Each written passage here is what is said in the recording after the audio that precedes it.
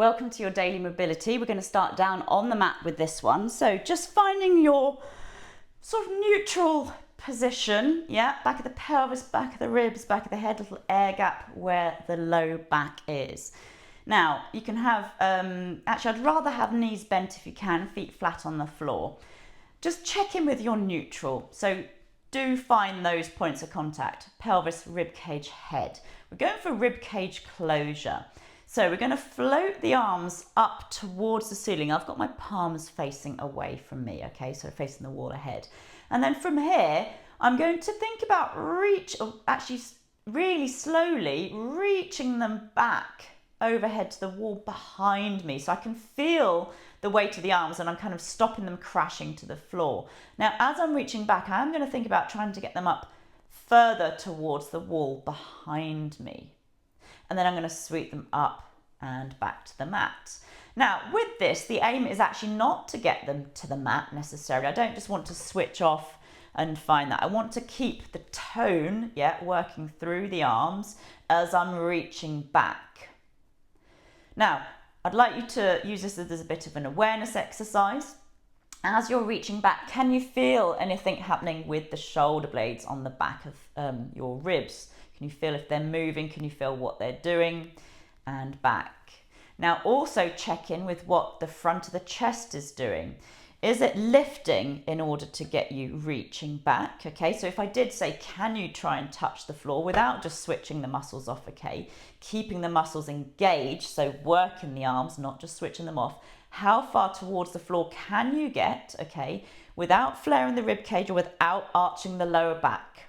So let's work to whatever range that is, okay? Find that range, take an inhale, take an exhale, see if you can reach the fingertips further back and closer towards the floor, again, without moving through the torso. So we're aiming for full shoulder flexion here, okay? Right, my last one. And all the way back.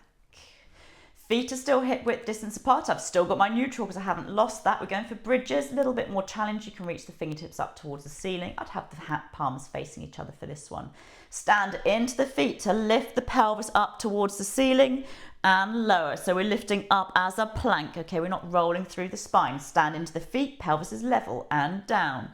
Lift and lower. Let's go for 10, 9, go at the pace that feels right for you, of course. 7, 6, 5, nice and level, breathing. 4 and 3, last 2, last 1, all the way down. We're going to come into a 4-point kneeling position here, so into all fours.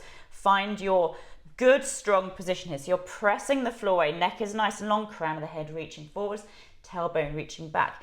I'm not going to just hang in here, okay? I'm finding a connection in the spine, connection through the core essentially. We're going for cat-cow. Let's see if we can move sequentially. So I'm going to start with the tailbone. I'm going to lengthen the tailbone, see if I can kind of send it underneath me. That gives me some length through the low back. And then I'm moving that up through the mid back, through the upper back, neck, head. I end up looking in towards my navel. And then I'm going to ripple back out to my starting position, my neutral, and go in the opposite direction. See if I can lift the tailbone this time. So I'm looking to lengthen from the pubic bone all the way across the front of the body, and I do end up looking forwards here, but I'm also looking to keep a nice control through the back of the body, so I'm not just dumping down again. And from here, tuck the tailbone, see if we can go from our cat sequentially here. Now, look for even movement, okay? So I'm not just pressing through the shoulders. How much movement can you get through the low back here as well in the cat? When you come into the cow, can you feel the shoulder blades kind of melting down the back? Maybe they draw slightly together. You're not forcing them, just gravity and breath, okay? So don't force them anywhere, just let them move. Just build awareness. We're moving cat to cow at your own pace. Breathing, it often helps to exhale into the cat and inhale into the cow, but I don't mind as long as you're breathing. What breathing pattern you do something that works. Last one. And then we're going to come back to our neutral. From here, we're going to step into a low lunge position. So let's all step the right foot forwards. And so I've got kind of left knee and hip stacked, right ankle and knee stacked. From here, If you want to use some yoga blocks, you absolutely can, to give you some support if you have some, okay? Particularly on the side where you've got the left side, essentially, where you've got the hand down. So if you don't have yoga blocks, don't worry. We're going for a rotation. You can just bring the left hand onto the right thigh, okay, just above the knee. We're going for a rotation towards the right. So chest rotates to the right, open out to the right, fingertips, right fingertips up to the ceiling, and we're going to close down again. So either you've got the left hand on the floor as you rotate and down. Maybe you have a yoga block to give you a little bit more height or something else, or elbow or forearm rather onto the right knee and rotate. That can be a little bit wobbly, so do watch it. You can always have a chair as well. You could have a little stool or something. Let's rotate one more time. If you want a little bit more challenge, you can lift the back knee, okay? So we're in this kind of low lunge position here with the knee lifted. We're going for 2 more of whichever option you're wanting to do. Make sure it's the chest that's rotating, not just the arm that's swinging backwards, okay? And then down. Bring the knee down. If you had it lifted, we're going to swap over. So left foot comes forwards. And from here, we're rotating. So whichever option you did on the other side, take the same one. And back. So think breastbone shining to the side of the wall and the arm just comes with you. So I'm not bringing the arm behind the line of the body, okay, behind the line of the torso. If you wanted the extra challenge, popping the knee back, the right knee lifting. If you're in the feet position, think about drawing the left foot towards the right as well to get some activation through the legs. Let's go for 3. Let's go for 2. And 1. And down. Just sit back into a very quick child's pose here. Take an inhale and an exhale. We're going to move into a plank, okay, and a down dog. So we're going to alternate these. Now, your plank could be a kneeling plank, okay, in which case, if you're starting off in your 4-point kneeling position, walk the hands forwards, think straight line from the knee, so you're going to bring the pelvis forwards, think straight line from the knee through the pelvis to the shoulders, okay? So I'm not arched and I'm not bum up, okay? So nice straight line. If you're going for the full plank, you're just going to step one foot back, step the other foot back. Now, from this, I'll take this one first. We're going to find the plank for a second. In the full plank, you've got the heels reaching back, crown of the head reaching forwards. I'm going to press into the hands, so I'm pressing them forwards to shift my whole pelvis backwards, okay? Now, I am aiming, a bit like the rib cage closure, to find that nice connection across the shoulders, right? And across the front of the body here. Then from here, I'm going to lift the heels and ripple back through to my plank, okay? So pressing into the hands to reach back, lift the heels to come back. If you're on the knees in the kneeling plank, from the kneeling plank, you can press back, tuck the toes, and then lift into a downward dog. Okay, same cues apply. Lift the heels, you're going to bring the knees down, shifting the weight forwards, find your plank, okay, your kneeling plank. Tuck the toes, send the hips back, so you go through your 4-point kneeling position towards almost a child's pose, and then lifting the pelvis. Whichever option you're doing, make this the last one. And then sit back into a child's pose. Take one breath there. And then we're going to come into standing, so you can come however you like, but you might want to tuck the toes and go for a little roll down, or roll up, I suppose. So bringing the heels down and rolling all the way up to standing.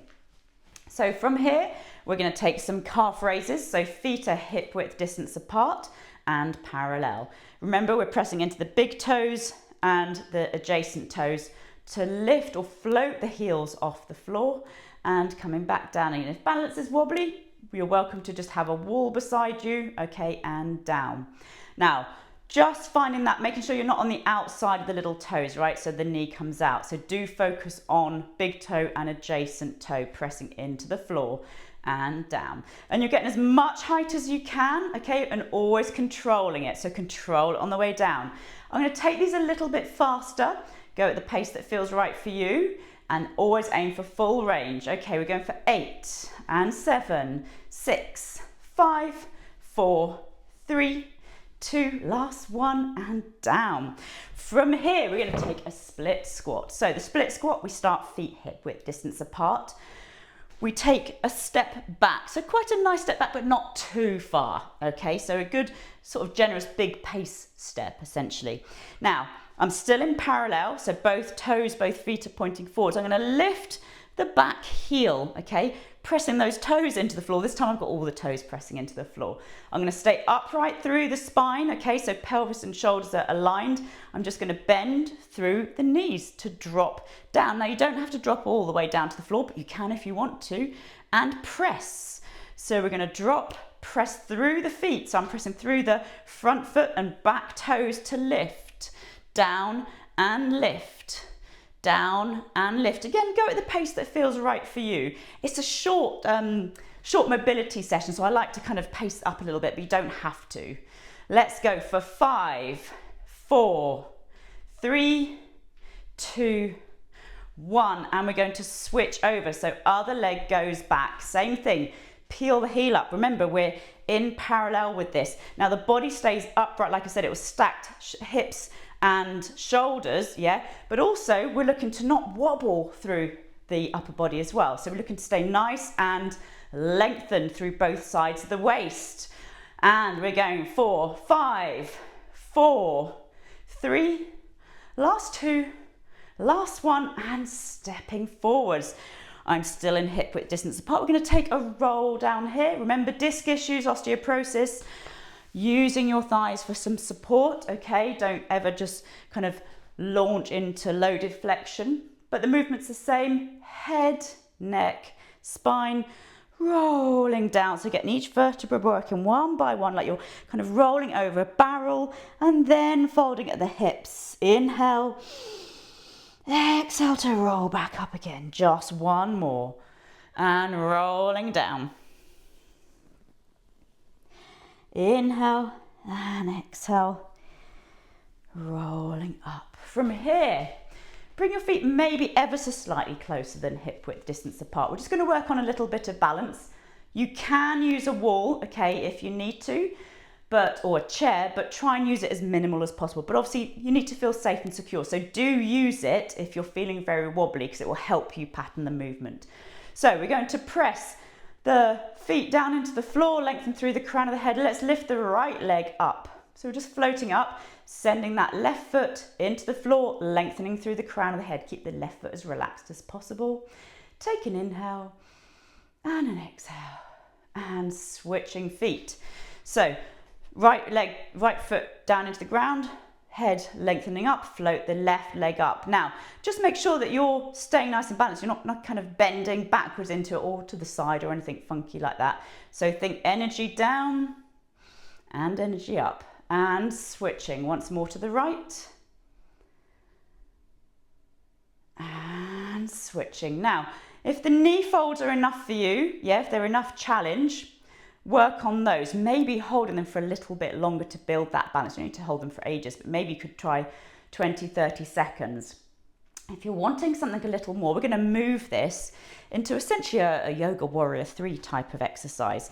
So, like I said, you can stick with the knee folds, or with this, we're going to send one leg back. Now, let's send the right leg back. We're going to be working through that left leg. So the left leg isn't going to be completely locked out, but it's not super bent either, okay? But a little bit of kind of connection. Feel the left foot into the ground.